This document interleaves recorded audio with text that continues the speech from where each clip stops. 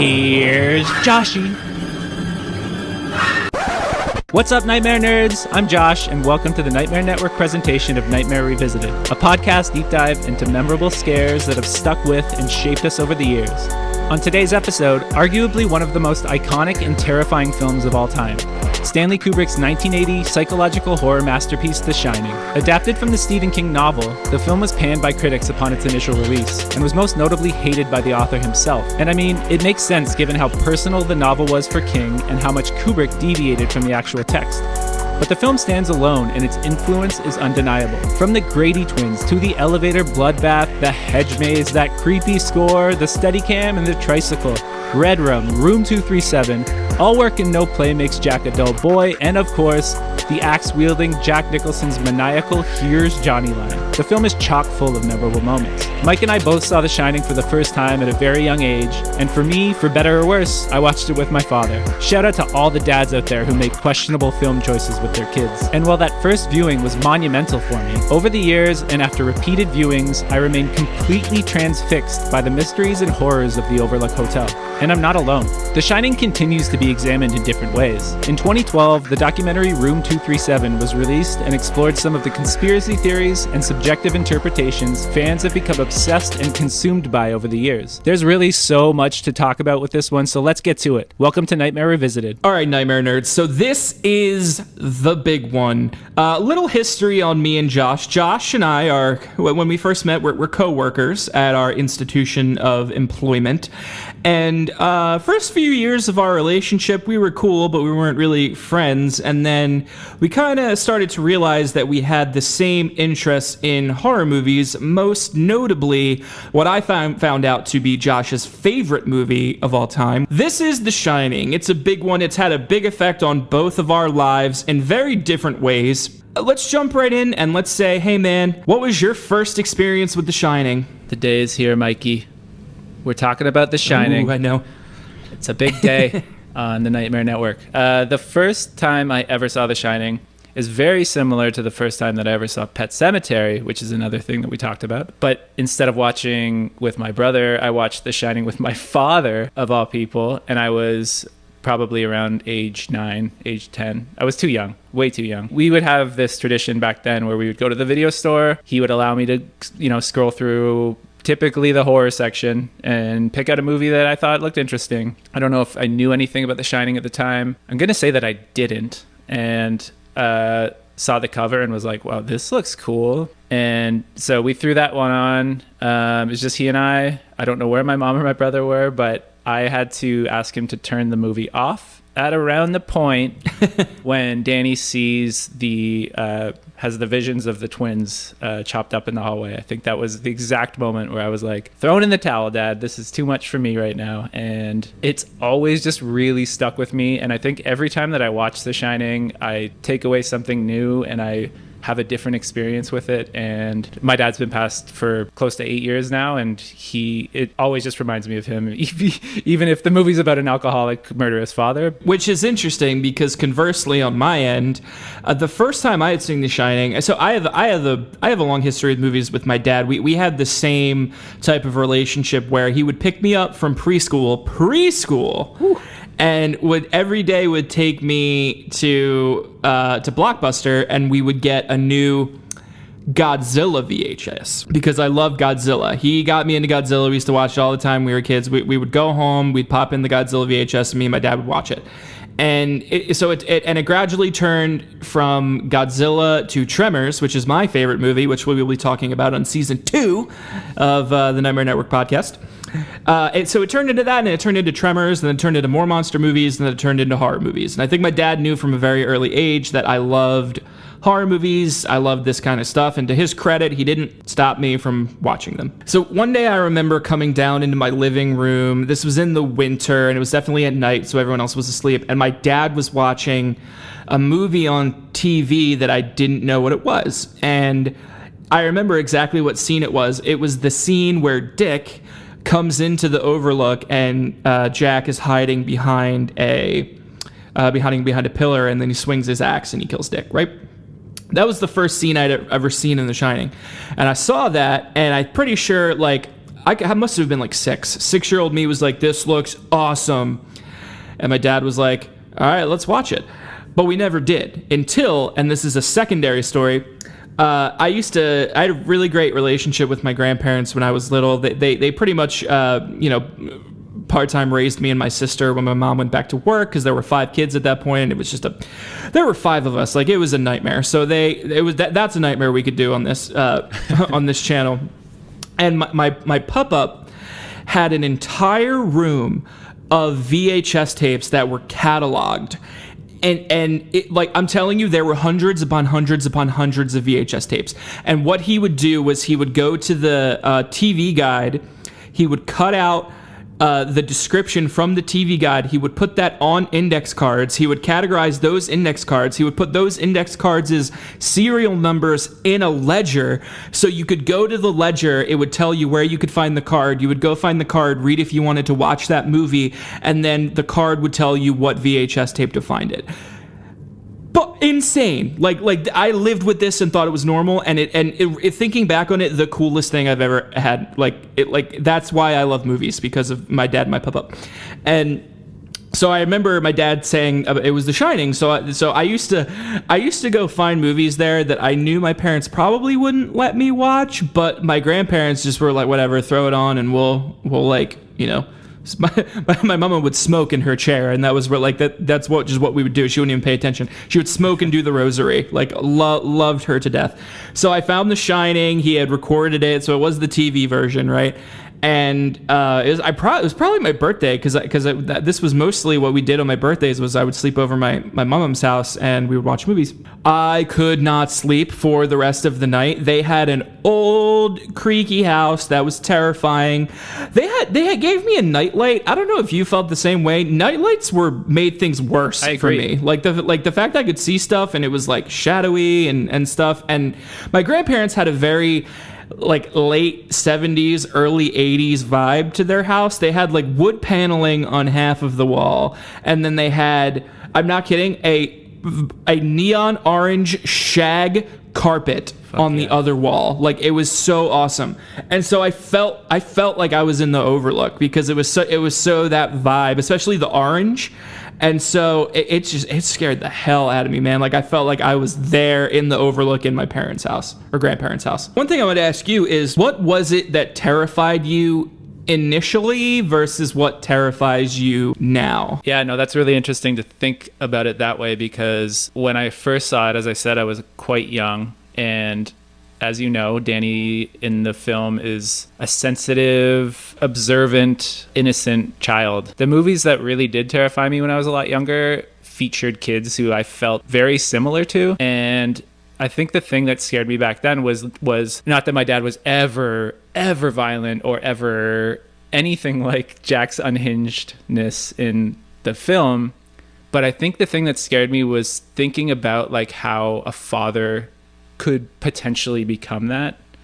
Yeah, they could potentially become that person, and you were thinking about that as a kid. I maybe wasn't thinking about it as a kid, but I think, like, you know, when you think back on films that scared you as a kid, maybe you didn't know back then why the fuck you were so scared, and then you think about it as an adult, and you're like, that's probably part of the reason I was really scared. Yeah, for sure. I think now I watch it, and it's a whole different ballgame, because I see Jack as this displaying this like toxic masculinity in a way that, you know, it's sort of hidden for a lot of the film, and then it comes out in really awful ways, and I don't know, you think about it in a way that you're like, wow, like men can be and men are awful sometimes. It's interesting because what I wrote down for this is the visuals versus the visceral, because when I was a kid, visually this movie terrified me. The twins, I remember being absolutely horrified by. Not even their murder, it was just their existence. Like, something about it was just was so terrifying.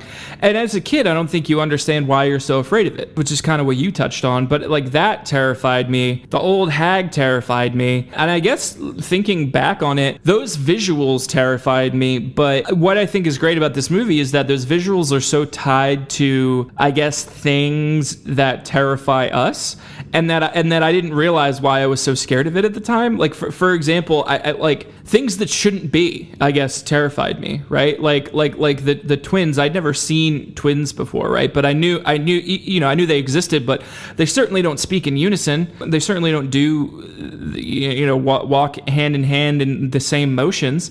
And I think that kind of like challenge to my reality even terrified me as I was a kid. And the same thing with the hag, I think that was a great embodiment of a fear of growing older as a child, like seeing the future.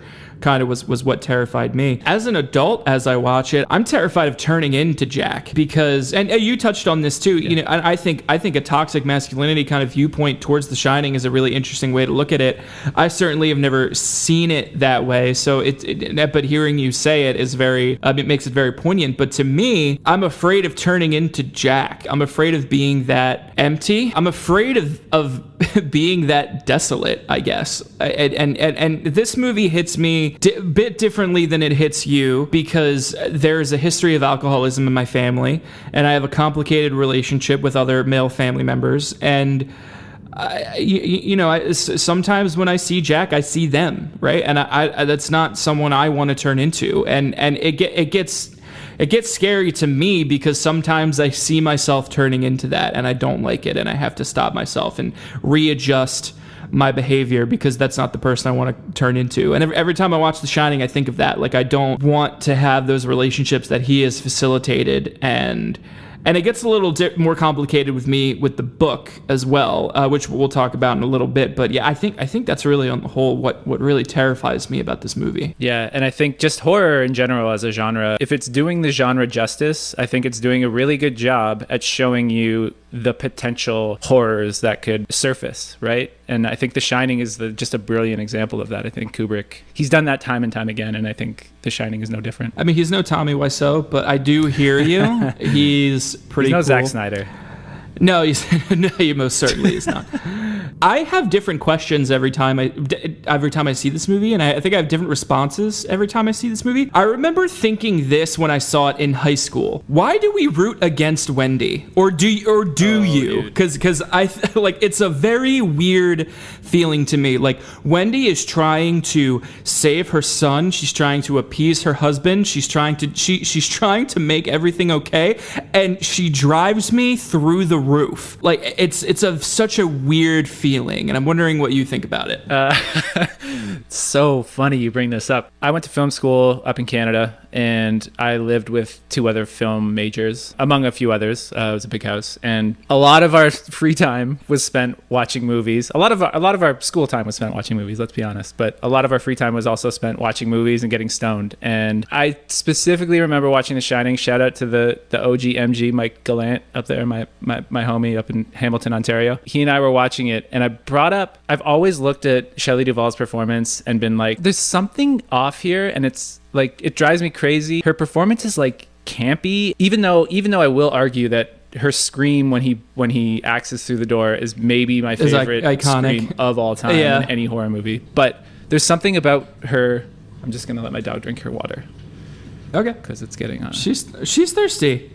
Keep this in the pod too, because I want everyone to know that Fiona is thirsty, but she is getting her drink on.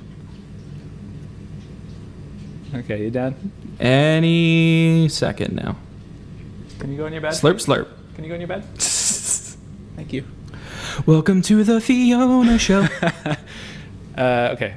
So Shelley Duvall's performance as Wendy always threw me off. I couldn't quite put my finger on it. Didn't quite know why I thought what I thought of it, because Jack Nicholson's performance is equally as campy, you could argue, and especially in certain instances there are a lot of really quippy sort of one-liners and things like that. But I remember Mike turns to me, my old roommate Mike, and he was like, Kubrick probably directed her to be somebody who audiences are just going to loathe. Yes. You know, this has been my theory, is that, so, you know, a little bit contextually, like, Shelley Duvall at the time was Mother Goose Rock and Rhyme. You know what I mean? Like she was hosting Casey at the Bat like the fairy tales on was in TV. Popeye. She was in Popeye. But it's wild that he cast this children's star, because that's what she was. She was a children's star. I think he directed her like that because I think one of the, I don't even know if it's kind of manipulative at this point. I don't know if you could call it geniuses of the movie, but like Kubrick wants us to go crazy with Jack. I like 100% believe that. He wants to deprave us. He wants to bring us down to Jack's level because he thinks he can. At least this is my personal interpretation of it. It's such a weird feeling to like want to kill the good person, right? Like it's wild. I know I'm just praising Kubrick like any film dude does, but let's not let him off the hook and remember how much strife Shelley Duvall walked away from this film with, and how mentally unstable she became. I think probably due in part to this role, and that sucks. A Clockwork Orange too. There's obviously so many problems with that. I think he's doing it for a specific artistic reason, but that doesn't make it okay, right? So this is a question that's been scratching my brain also for a while. Did we fake the moon landing? And is this Stanley Kubrick's confession? This is what we're here to answer. In a previous life, I worked in entertainment television up in Toronto, Canada. He's not saying that he has been reincarnated. He is just saying that it's kind of, or are you? I don't know. I'll leave that up to for all you. All right, so Josh has been reincarnated and in a past life as an American, and and there was a Stanley Kubrick exhibit at the Toronto International Film Festival headquarters up there, which I was super stoked for, and I got to. One of the items, it was just a bunch of memorabilia, right? So it's like scripts and costumes and paraphernalia, whatever, from all of Kubrick's films. And the Apollo 11 sweater that Danny wore was part of the exhibit. And I got to interview Christiane Kubrick, who is Stanley's widow, which was super, super cool. I remember going into it thinking, like, do I ask her about Room 237? And because this would have been 2014. 237 came out in 2013, 2012 or whatever, whenever it premiered at Sundance. And I was like, do I ask her about the conspiracy theories? Ultimately, I decided not to because I didn't want to piss her off. And she has since spoken out about them and called them all, wildly false and like the claims all crazy and things like that. So here's my personal take on that. They're not, because films are not made for the auteur, they're made for the audience, so they're allowed to decipher whatever meaning they want this from is them. Part of the reason why this is my favorite film of all time. I love all of the theories. I love all of them. It is great. So out of, I think there's 5 that they mention in the 237 documentary. And by the way, did you catch the Shining reference in that horrible movie we just recorded a podcast for, Come True? Did I miss a Shining reference? I don't miss Shining references. You missed Was it Hedge Maze related? No. So remember when she goes to the hospital and the guy that's been stalking her is like running around in circles. He runs downstairs to the desk and goes, "I can't find her. Can you find, like, no one's on the second floor?" And she goes, "Yeah, she's in room 237. Oh. Nice catch. I caught that, and I was like, boom, there it is. I thought that there was a music box that's in one of the dream sequences that looks a little bit like the Hedge Maze. Really? I thought that's what you were. No, it was like a straightforward one. Right. So out of I think there's 5, like I said, in room 237. It's been a while since I watched it, but like, which of those do you put most of your money into if you had to? The one that I would put all of my money into is the how it's an analogy for the genocide of the indigenous peoples. Well, The Shining is the main reason that I wanted to go to film school, and I think I touched on this in another podcast, but in the early days of the internet, I was like a sleuth, where I was like finding everything that I could about all the movies that I loved, The Shining being sort of the top of that list. And I remember reading a really to me, it was like a compelling essay about that theory in particular. And so I've always kind of seen the film as that. And I don't think it's super far-fetched, because there is a lot of imagery. There's talk of it being built on a native burial ground. There are just things in it that I'm like, okay, Kubrick is trying to say something. So I'm not going to say I believe the moon landing was faked, because I don't. There are a lot of people that do. But out of all of them, I think that one's probably the one I bought into the most, because the facts are so, and this is how conspiracy theory works. we like, I'm aware. It's so out of this world, and the fact that they can assign evidence to it is just like so interesting. The carpet, for one, it blew my mind when they showed that. If anybody doesn't know, the very famous orange and black carpet pattern, one of the conspiracy theorists asserts that the map of the launch point from Apollo 11 matches almost perfectly to that to the carpet. And so I saw that, and they overlay them, and I'm like, what? That is bonkers. And so I think that one's the most fun to buy into. Yeah, I'm not saying I believe it, but it's definitely the most fun to buy into. This is probably the one I think is the most accurate. I forget who says it, but the last movie that Kubrick made before The Shining was Barry Lyndon. And Barry Lyndon's a super interesting movie. He literally revolutionized the mechanics of the camera to get exposures from what exposure would look like from that time period due to the way that lights were, like gas lamps and stuff like that. So it's super cool, but there's minute shots of people fishing in that movie. Like, it's a super boring one. Yeah, and I think it hits the nail on the head that like Kubrick was like, all right, I'm going to make a movie that is a literal labyrinth for you to escape from. And I'm going to fill it with such intricate detail, and there's going to be a never-ending potential for interpretation. And I like that. That's kind of where I fall on this. 100%. Calumet peace pipes. Let's go. That's totally what this movie's about. And I'm also 100% totally. That is the moon landing. Let's go. I'm about it. If you want to talk about it, if you want to believe that, I'm about it. I think it's all of those things. Yeah. And I think that's why it's such a. I hate to say this, but because it is a cliche, but I don't think we see another movie like The Shining ever again. I was going to ask you that. Is there another film that you can think of that has provided folks with as much of a realm to sort of just go wild with it? Yeah, there's one that comes to mind immediately. I'd have to think for more, and that's Eraserhead. Oh, interesting. Yeah, that's true. That's true. Yeah, but certainly not in the last X many years, right? I think the person that's trying the most to be, and it's not surprising at all, is Nolan, right? Yeah. He wants to make these mazes, right? Like Inception, they're very different movies, but you can obviously see the hallway fight scene in Inception is that hallway is taken out of The Shining, right? And he wants to create labyrinths, and it's the same thing with Tenet. If you saw Tenet, I actually really like Tenet. It's a maze that you need to find yourself out of, and I think Nolan does it. I know Nolan's a bit of a hot button for people. Some people think he's the end all be all, and other people think that he's making garbage, right? I respect him a hell of a lot. And I you can tell that he has a lot of influence from Kubrick. I think modern day, those types of movies are the ones that are true mazes.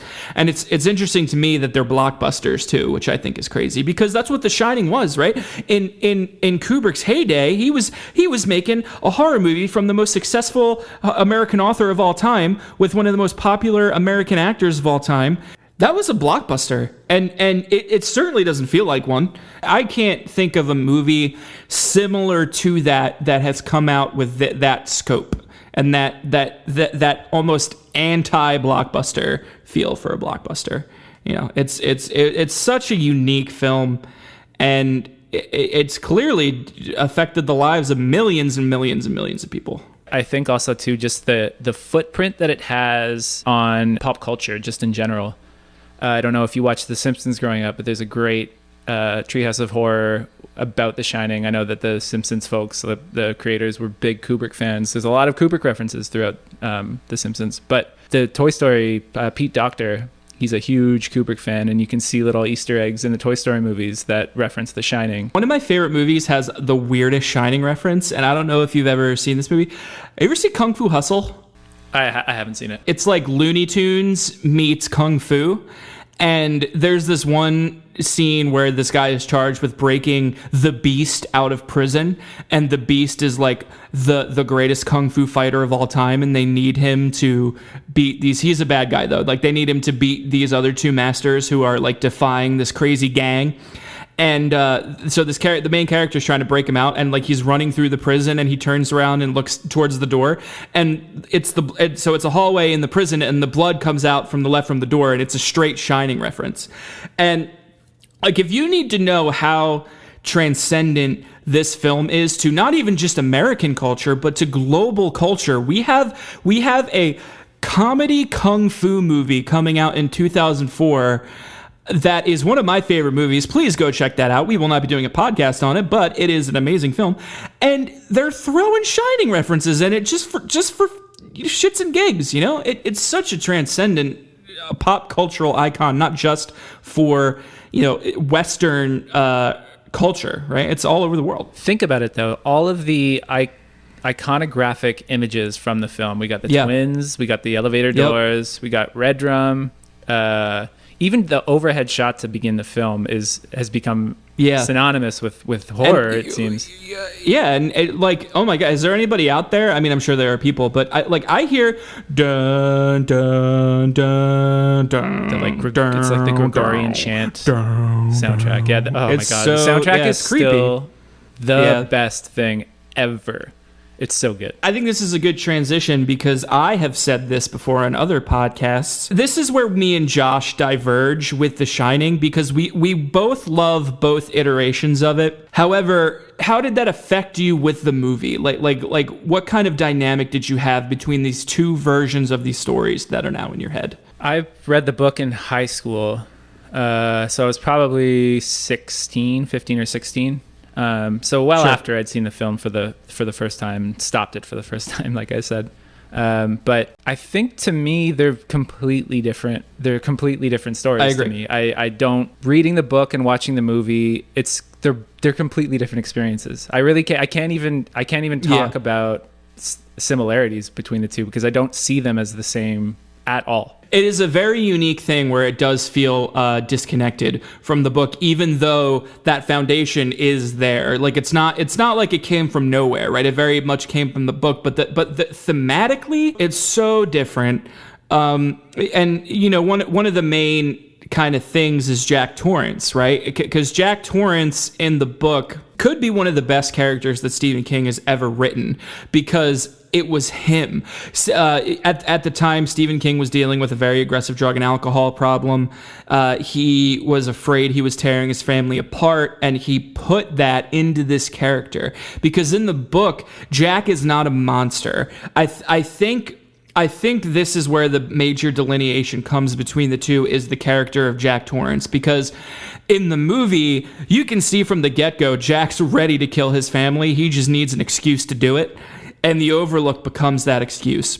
In the book, he's so afraid of going down the same path of his father, which was an abusive alcoholic, and he doesn't seem to be able to help himself, and that terrifies him. So the real horror that you're experiencing from this book is not a visceral or it is psychological, but it's in a different way than the movie does, right? The real terror that comes from the book is experiencing this man who sees his future and can't do anything to stop it, even though he wants so desperately to do that. That's why I love the book so much more than the movie, even though I love the movie so much. It was an introduction to horror for me, for sure.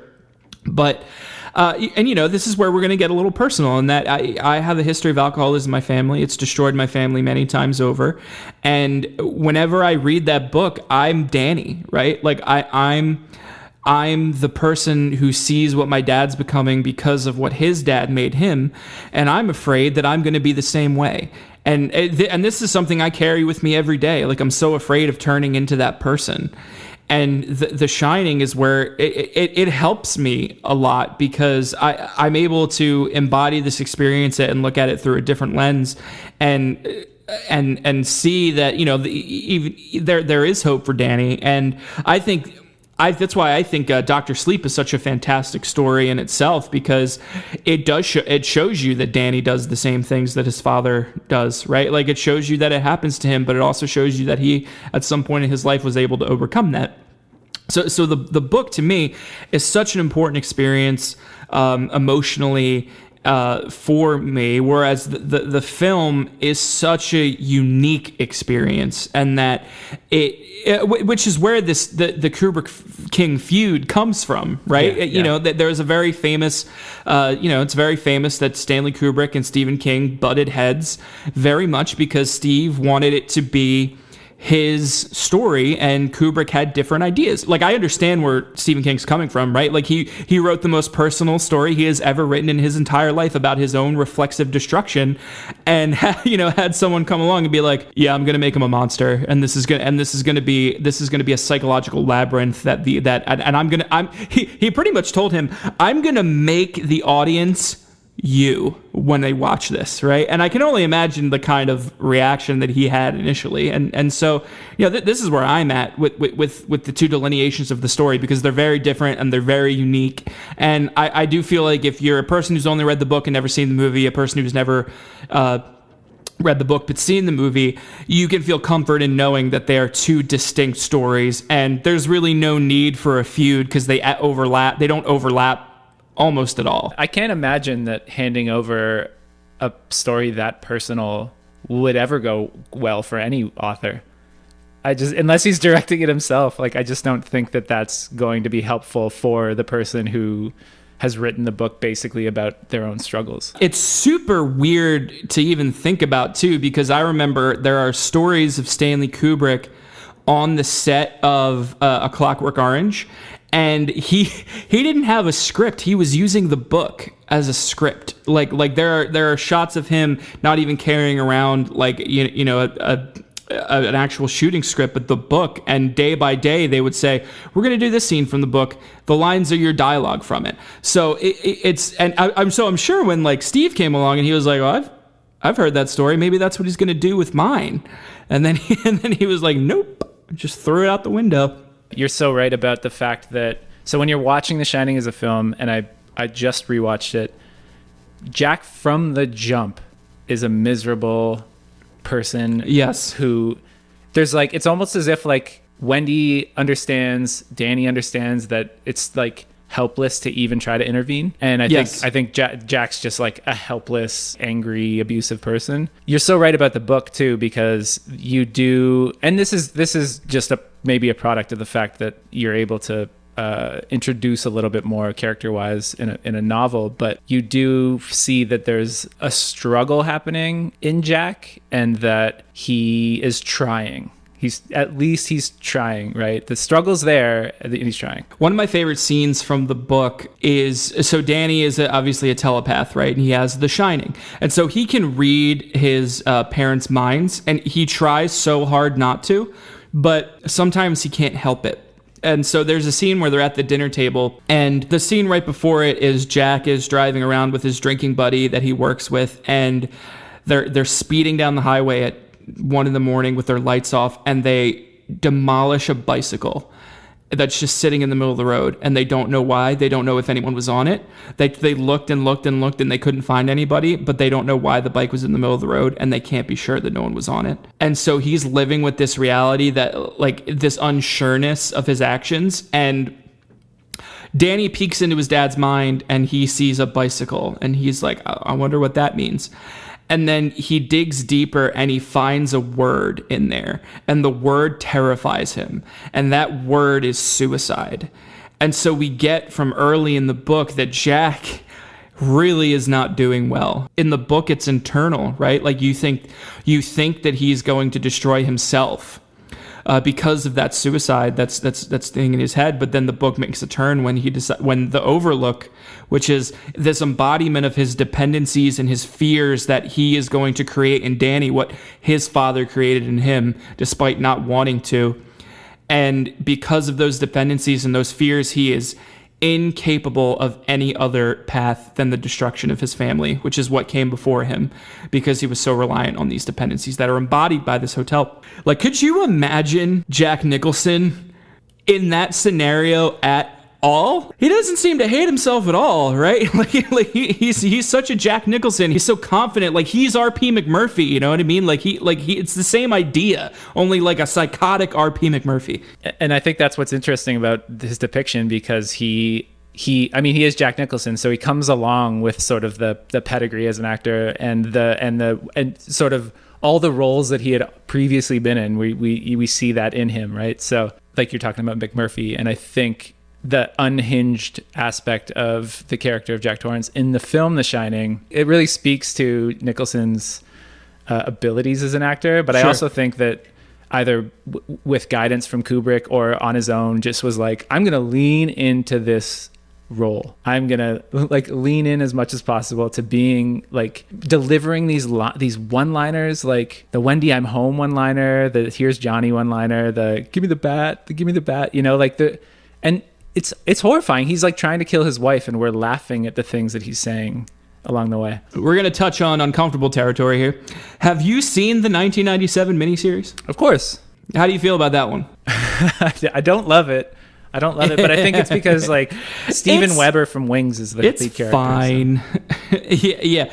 I actually think he does a really good job. Like I heard an interview once of Mike Flanagan talking about it too after he made Dr. Sleep, and he was saying like, I like the Steven Weber one, and apparently he said that at like a horror con, and everybody like the room hushed. It's interesting to watch because, you know, it came from Steve wanting to adapt his book, right? And not make it the Stanley Kubrick version, which is ironic because I think the things that are the worst about the miniseries are things that don't come from his books at all. Mick Garris, the director, treats it like a Halloween haunted house. It's not like that in the book at all. And it's not like that in the Kubrick version at all. Like, he wanted to make it more like his book, and I feel like it's just not even in that scenario, it's not like his book. So there's things to like about it, but that 97 miniseries to me is ironic because it feels less like King's book than he wants it to, and it was him wanting to make it so that it would feel more like his book. Yeah, shout out to Mick Garris. Come on our podcast, bud. Well, I know you like talking about the projects that you've done in the past. Yo, he loves talking about it, and I enjoy his podcast. Same. But I want to make a Mick Garris drinking game where it's like you take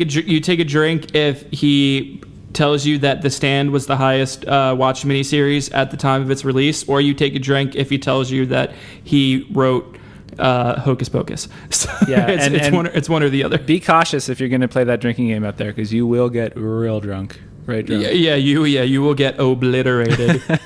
That being said, Mick Garris is a cool dude. Shout out Mick. Not, but his podcast is kind of. Shout out Mick.